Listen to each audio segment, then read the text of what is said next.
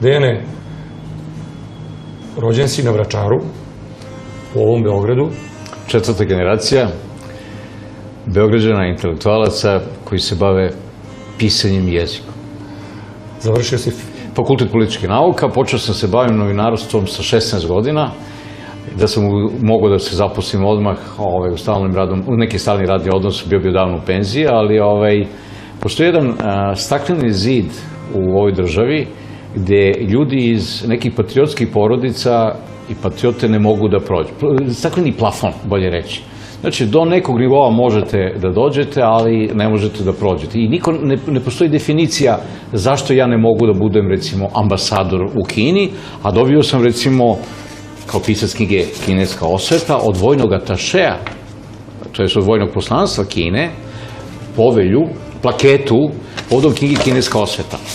Jednu malu medalju, jednu malu kao medalju. To mi je dao general pukovnik Li, koji je sada direktor diplomatske obaveštene službe Kine. Samo da kažem da je ovo prvi put pokazano u javnosti.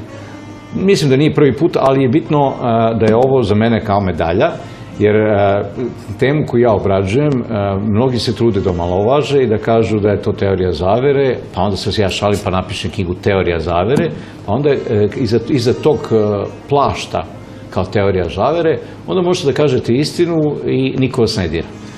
Kad ne bi bila ta kao brand teorija zavere, onda bi rekli da ste ludi, da ste opasni, da ste uzbunjivač javnosti, širite paniku.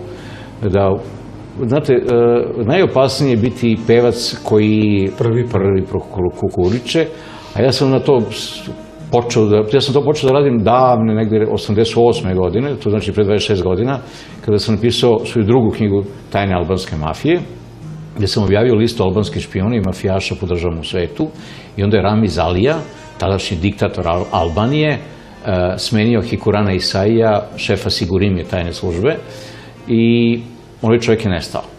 Pazite, u tom trenutku kad sam ja rekao da se priprema secesija Kosova i da iza te secesije stoji levo krilo Cije, koji je podržava komuniste tadašnje u Albaniji, da se poveže, da se napravi velika Albanija, koja će se vjerojatno realizovati 2016. godine, to znači uskoro treba da se dogodi nešto u Crnoj Gori, gde bi se oni delovi gde Albanci pretenduju da budu njihovi, da se odcepe, da se definitivno razbuca Makedonija, da se severozapadni deo Grčke odcepi, da se napravi velika Albanija.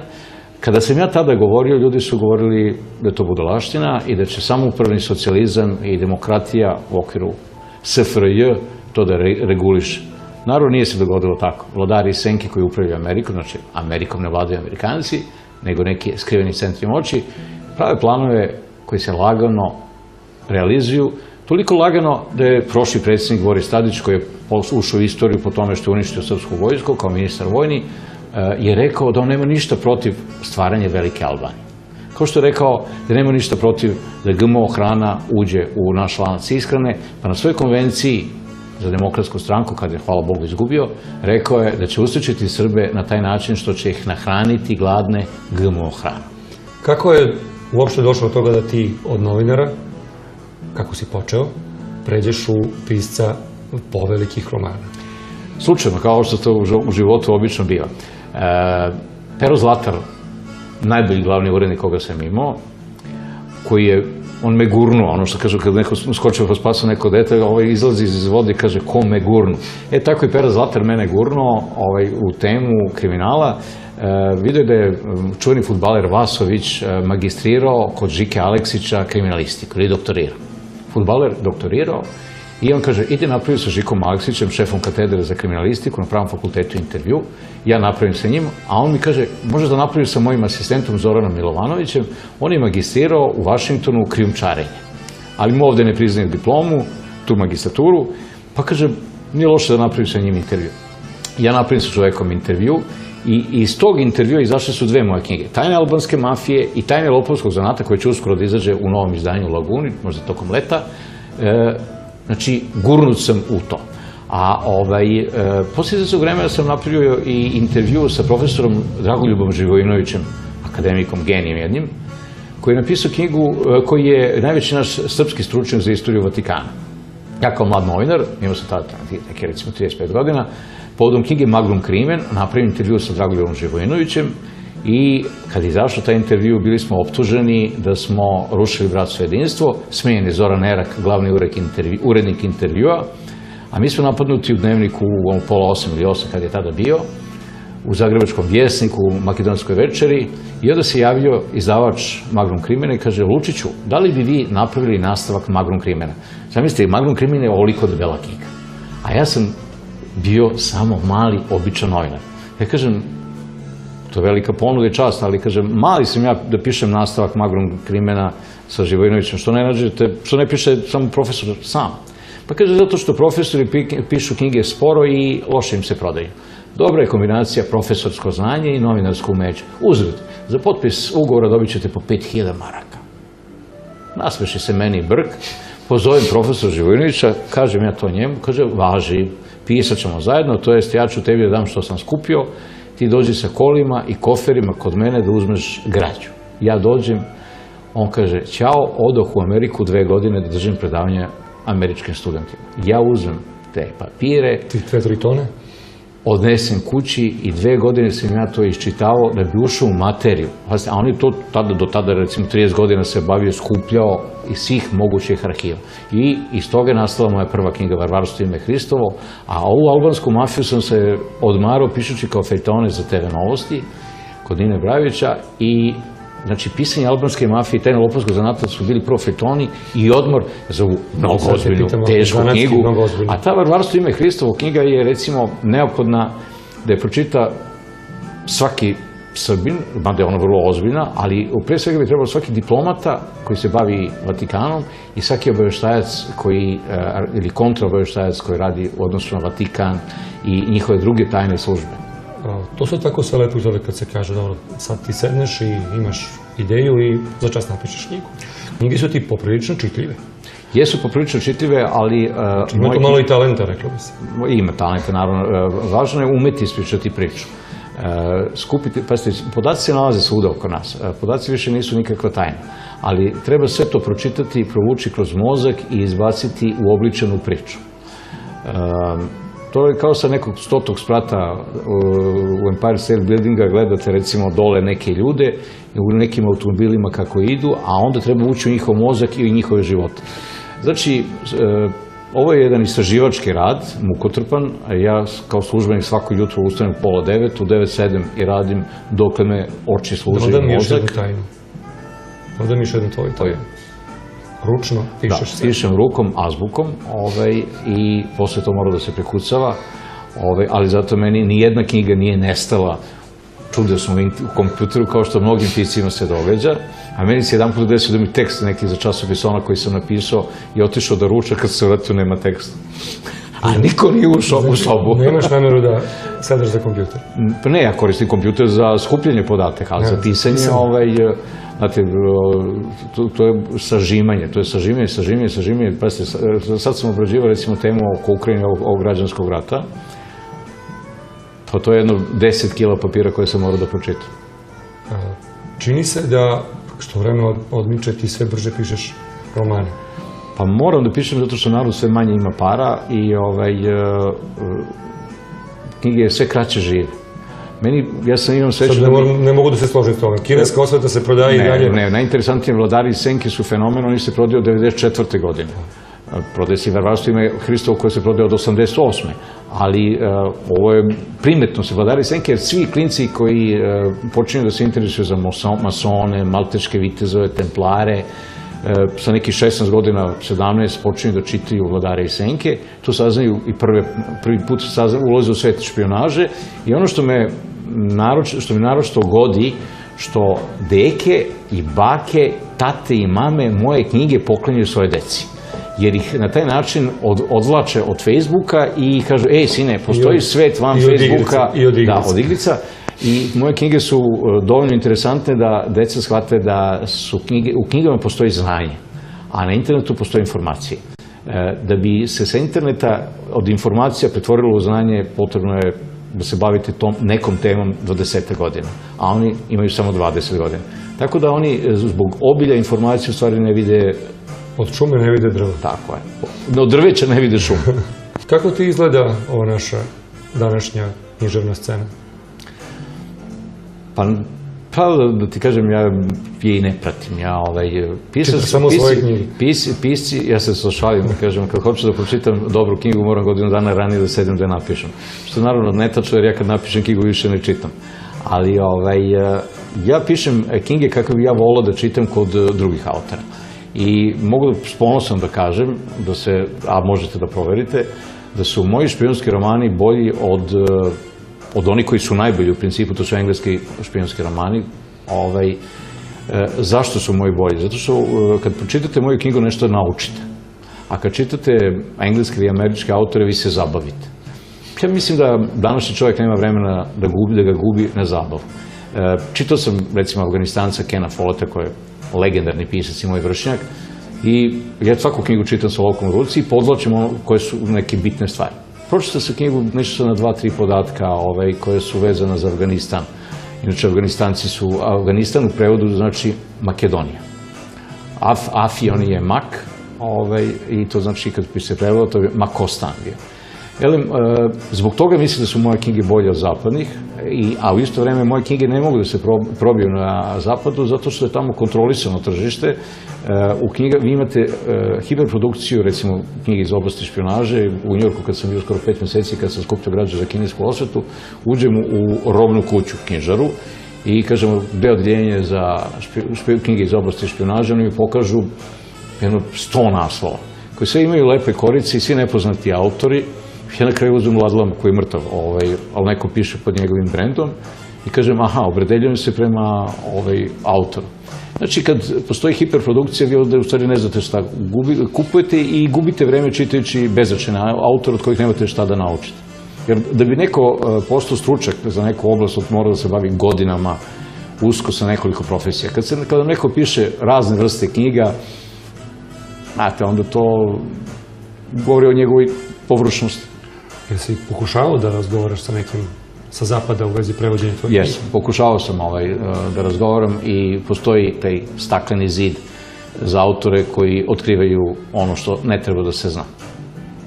Znači, postoje zaista jedna zavera koju ljudi preko interneta, preko Fejsa pokušavaju da razotkriju, i to je dobra stvar, da možemo da komuniciramo, ali ne treba da provedemo sve slobodno vreme na Fejsu, naravno. A ovaj sistem sa e-bookingom, taj e-booking,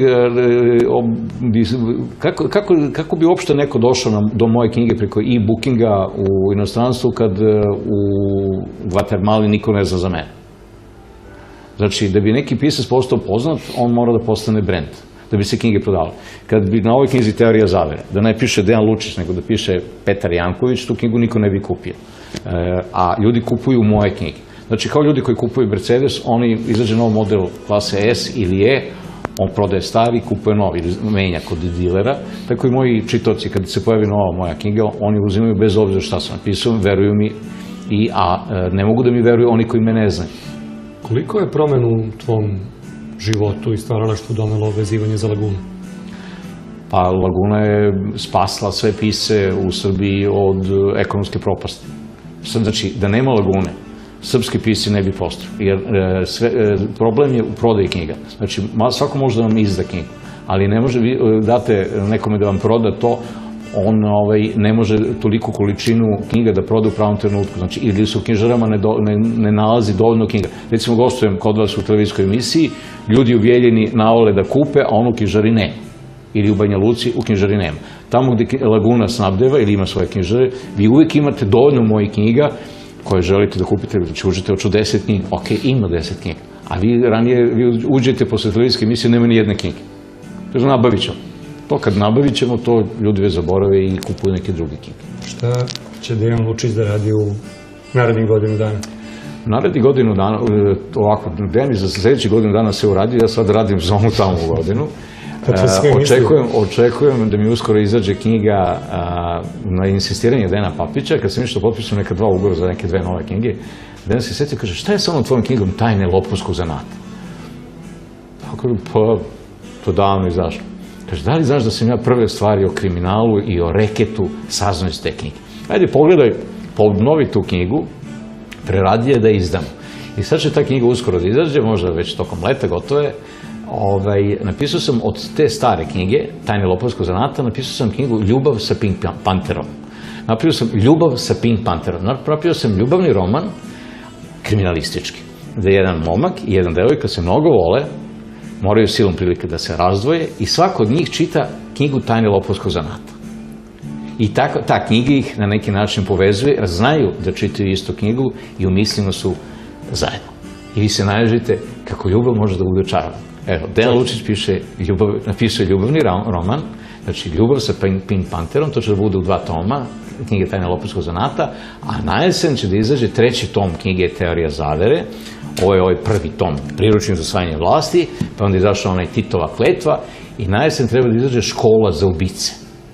To je priča o staroj udbi, o udbi, o onima koji su ih nasledili, onima koji prave političare, oni koji su napravili, stara udba je napravila i Franju Tuđmana, i Slobodana Miloševića, i Ivicu Stambolića. Aj sad stani, ovo nije emisija o politici, pošto ako nastaviš, doći ćeš i do ovih modernih, ovo je emisija o izdavaštvu i književnosti. Hvala ti.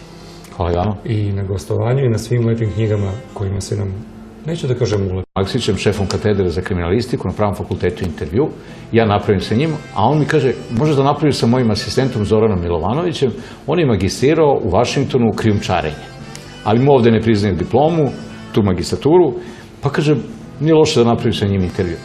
Ja napravim sa čovekom intervju i iz tog intervjua izašle su 2 moje knjige, Tajne albanske mafije i Tajne lopovskog zanata, koje će uskoro da izađe u novom izdanju u Laguni, možda tokom leta. Znači, gurnut sam u to. A posle izvesnog vremena sam napravio i intervju sa profesorom Dragoljubom Živojinovićem, akademikom, genijem jednim, koji je napisao knjigu, koji je najveći naš srpski stručnjak za istoriju Vatikana. Ja kao mlad novinar, imao sam tada neke recimo 35 godina, povodom knjige Magnum Crimen, napravim intervju sa Dragoljubom Živojinovićem i kad je izašao taj intervju, bili smo optuženi da smo rušili bratstvo jedinstvo, smenjen je Zoran Erak, glavni urednik intervjua, a mi smo napadnuti u Dnevniku u 7:30 ili 8 kad je tada bio, u Zagrebačkom vjesniku, u Makedonskoj večeri, i onda se javio izdavač Magnum Crimena i kaže, Lučiću, da li bi vi napravili nastavak Magnum Crimena? Zamislite, Magnum Crimen je ovoliko debela knjiga, a ja sam bio samo mali, običan novinar.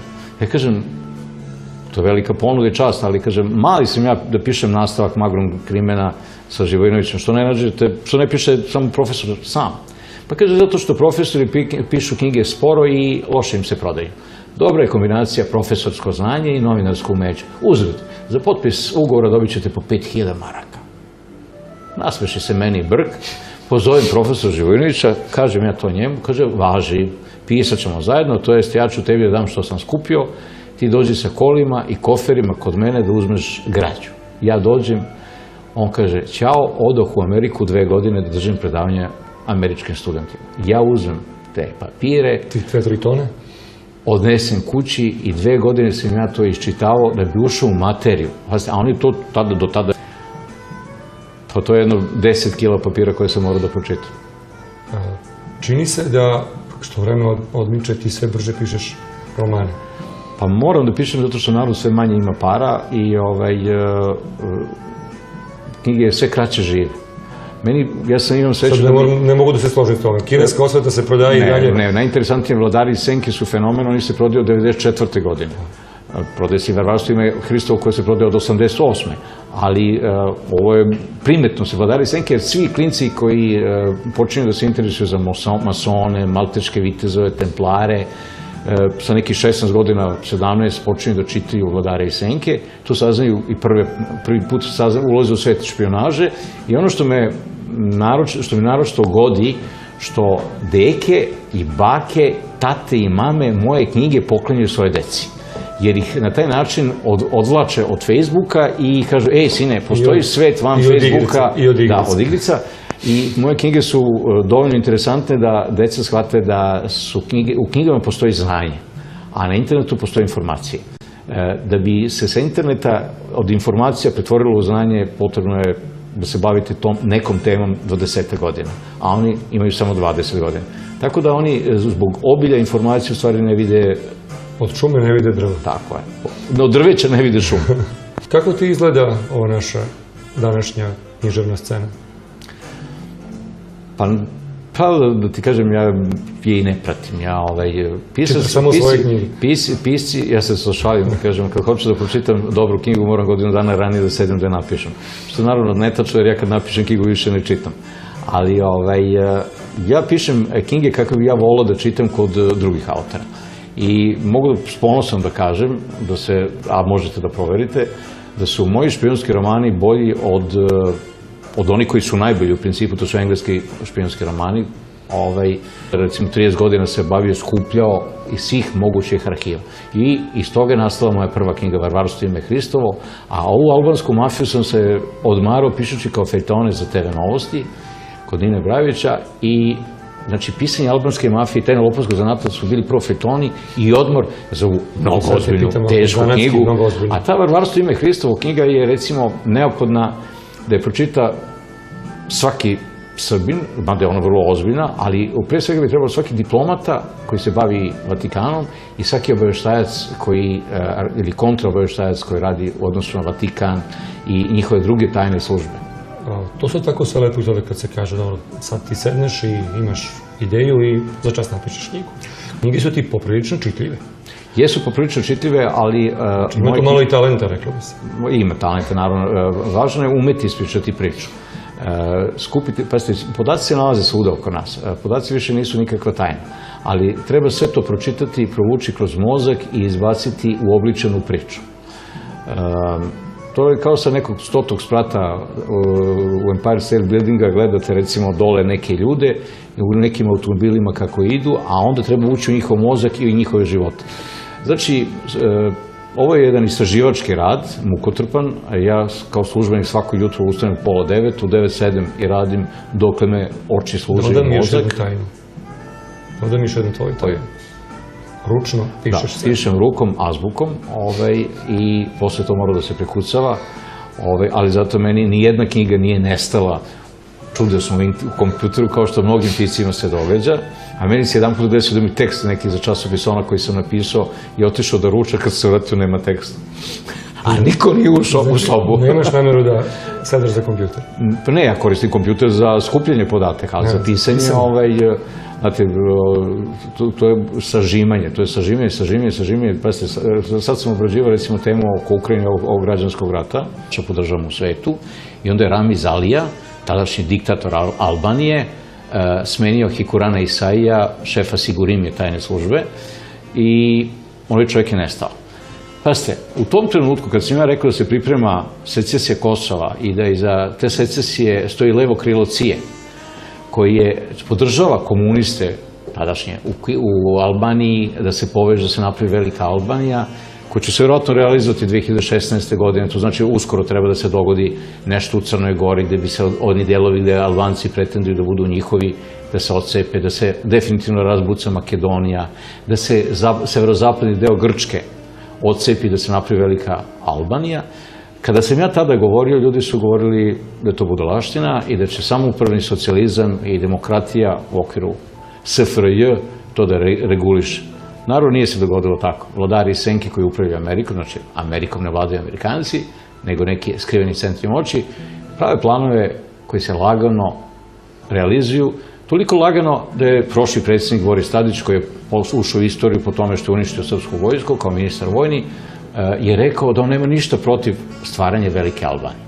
Kao što je rekao da nema ništa protiv da GMO hrana uđe u naš lanac ishrane, pa na svojoj konvenciji za demokratsku stranku, kad je, hvala Bogu, izgubio, rekao je da će usrećiti Srbe na taj način što će ih nahraniti gladne GMO hranu.